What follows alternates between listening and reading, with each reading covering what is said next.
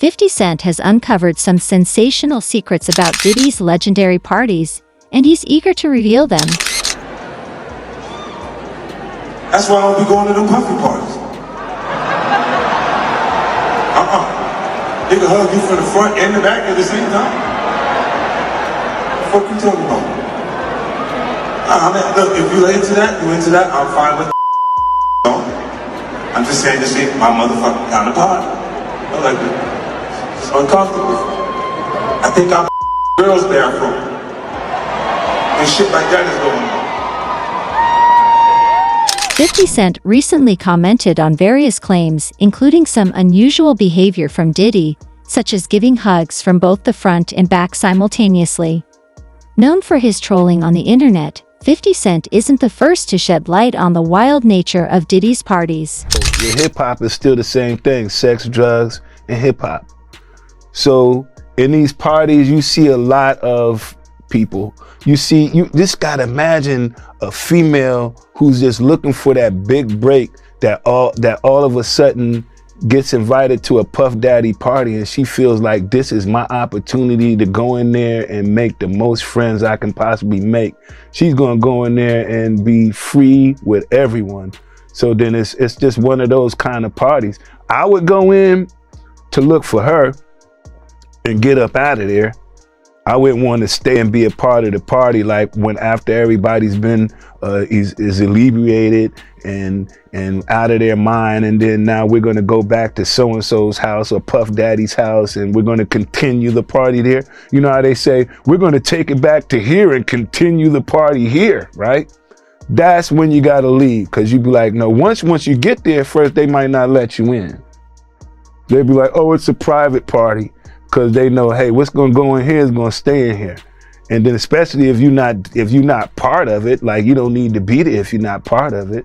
You know, if I'm not joining in the festivities, I'm not going to jump in the pool naked with a whole bunch of other guys and all of this stuff, everybody naked in the pool type stuff. I'm not doing it.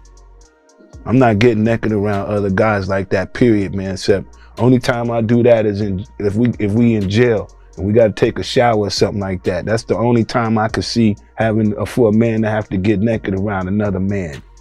So you just leave. It's not for you. It's not for me. Well, I think you had mentioned several times Puffy would answer the door butt naked. Butt naked, man. Look like a baby just sitting there. You be like, damn, bro. Like, have a little respect, man.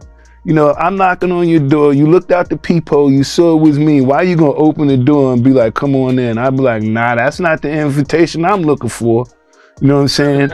I'm not looking for that. That was like the test. I'm telling you, it was a test to see if you gonna say something. You know how sometimes you have somebody else sit there and talk about your best friend. Hey man, so-and-so ain't this and this. And you sit there and listen to him, and that's your bet. You be like, man, why is you sitting there talking to me about somebody I care about, right? So why is you opening up a door with no clothes on like it's cool? Like, what are you trying to see? If I'm gonna be like, not notice that you're naked, you be like, bro, you're naked. Did you notice that you're naked? Like, I'll come back later, right? But if they say, come on in, and then you go in and you be sitting there and he butt naked and you acting like you don't see naked. People be so caught up in the stars and so fascinated just by being there with him, they never even realize that he's sitting there talking to him naked. That's just crazy. Yeah, I'd be like, man, bro, you're naked, man. We ain't got nothing to talk about till you put some clothes on. That's real shit, man. Yeah. Okay, so one of the things Diddy is accused, man, he's accused of him and Aaron Hall of raping somebody. Do you actually think Diddy is actually capable of actually raping somebody? If you listen to what Aaron Hall said that he had to show them who was the king. And he said he was trying to show them that he was the master at it. If I ain't mistaken, he was like, he had the big joint or something like that. As far as comparing penis size, he was kind of like saying that of all of them, he had the bigger penis, and he was letting them know. I don't know. But again, any two men together comparing penises is a problem. You know, when we sitting here talking, like somebody can ask me like, yo, is your joint big? I'd be like, I really don't know, because I never really compared it to nobody else's. Like, I never looked at nobody like, yo, is your joint big? Yo, your joint bigger than mine. You know what I'm saying? That's just not something men do. See, we don't feel comfortable.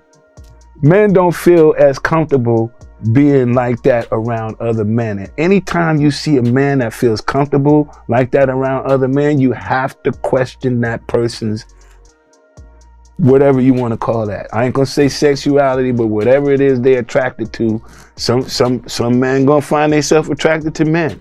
And in this case, that might be what we're talking about. Some men might be attracted to women, but still, in this case, that's not what we're talking about. It just depends on what they wanted. You know, I keep everything. I always put morals first.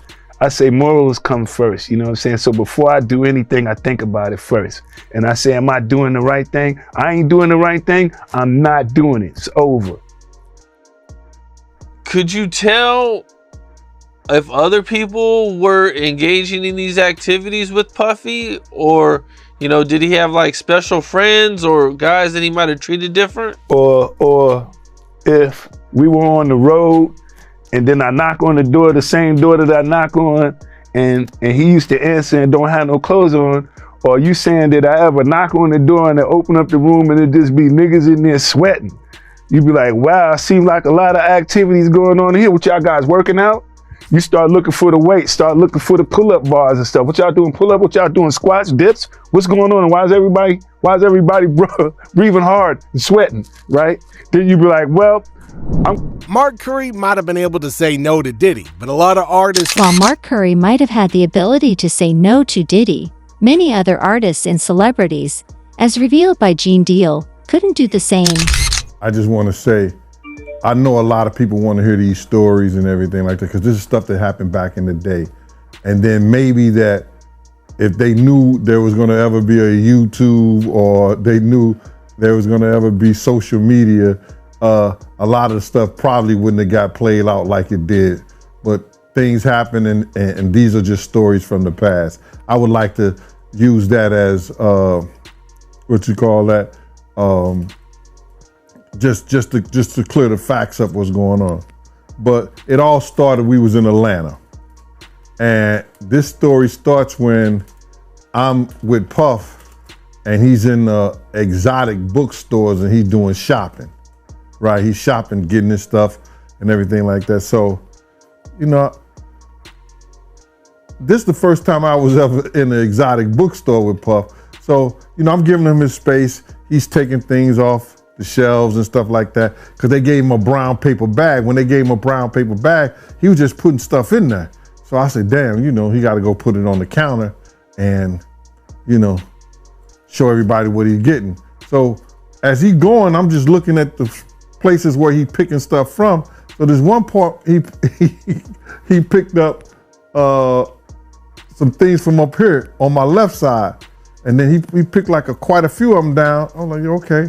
He put them in the bag. So when I went by there and I looked up there and it said butt plugs.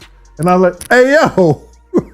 I was messing with him. Because people don't understand, you know, we was like friends. He was a part of the same gang. So I'm still gonna tease him. I'm still gonna mess with him and everything like that. I could do that. It wasn't just no security thing. So I say, yo, what are you getting this for? And it said butt plugs, and he was like, yo, can I do my shopping by myself? I said, yeah, you could do it by yourself, brother.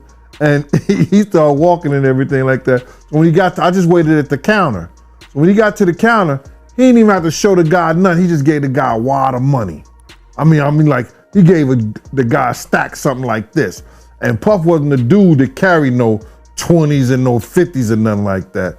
And I mean, like, he just said, boom. And we walked out the store. So we had to leave Atlanta and go to North Carolina for a show. You understand?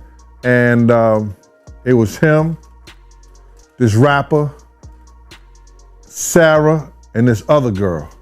We all got on a G5 jet, and we flew to G4 jet, and we flew to North Carolina.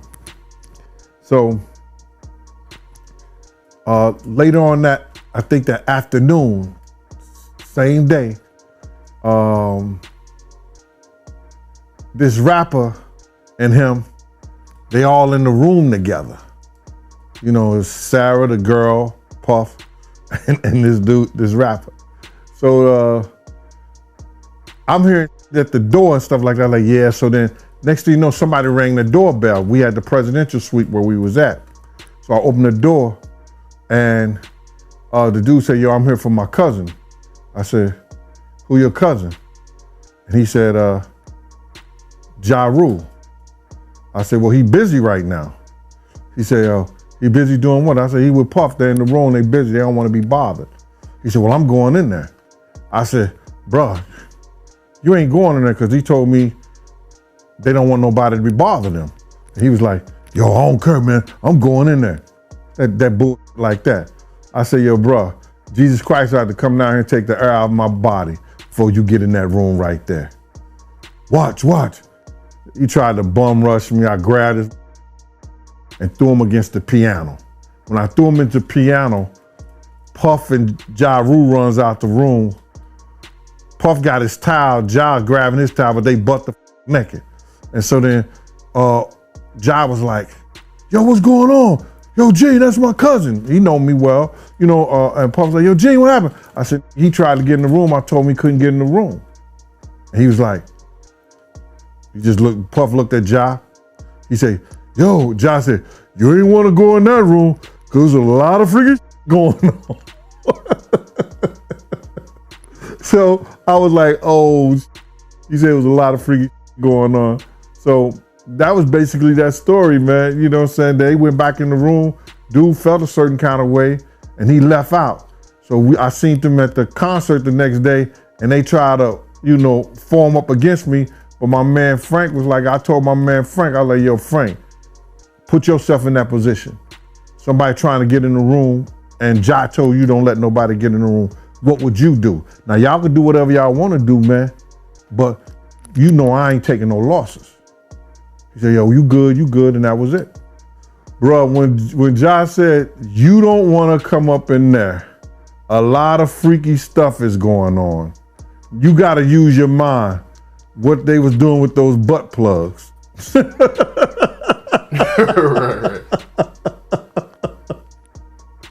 Yeah, that was crazy. Yeah, it was real wild. The tension between 50 Cent and Diddy, which began in the early 2000s, shows no signs of abating. One of 50 Cent's most infamous remarks was when he suggested that Diddy might be gay, a claim that sparked significant controversy and backlash. Let me tell you one of the most funniest stories. Yeah. This is when P. Diddy could have signed 50. Wow. We in the office. It's me and 50. But 50, I don't think he gonna went in there with the intentions to sign with Diddy. Right. He just went in there just seeing whatever deals he can get. Right. You know, some deals. See his power. Yeah, we in a minivan, no AC, hammers. He turning out millions of dollars. I'm like, why? I'm like, take the money. So he seen Diddy. I know he wasn't gonna sign to Diddy, but he took the meeting. And I never forgot, P. Diddy said, yo, rappers got the 3 Bs. Bank accounts, Bentleys, you a target. So I took that, like, I'm in the meeting. Oh, he's saying to 50. He's telling 50, like, yo, I can't sign you. You know, you got beef with Preem and all that. A lot of in the street, you know, a lot of in the industry don't want to deal with the Preem beef. It's understandable. He says things, he doesn't even know what he's saying is like fruity. He says something fabulous and he goes, yo, no, but me and you, we ain't party. Like, we need to party. What are you talking about? And when people say that to me, I get a little uncomfortable.